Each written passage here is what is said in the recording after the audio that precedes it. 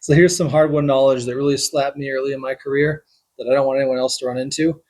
So if you're in a workplace like I was in a fast food company, large franchising fast food company, and I was doing a project where I was analyzing the effectiveness of something that was happening in the actual you know, production of food level of the company in the stores. And then I went back and I did a presentation to upper management people and some middle management people about what the project found, the numbers behind it, and what needed to happen to fix this problem that we were seeing.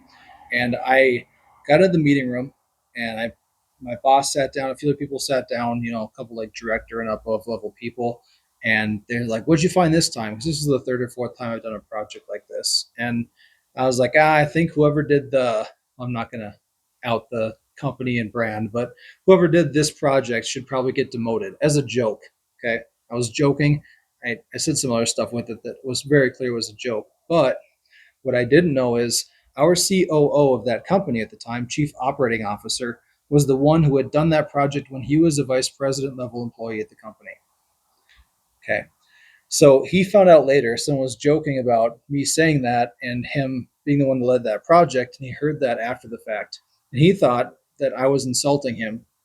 I had no clue who did this. I was just, you know, trying to be funny, I guess. And he got very cold when he was working with me from there forward. And when the second, because typically in a company you have your CEO, COO, CFO, right? Chief Executive Officer, Chief Operating Officer, Chief Financial Officer are like kind of the three top roles. Depending on the company, you might have other ones too. But a COO at a company that does a lot of production or like operations level work is usually very powerful, like the second in command after the CEO.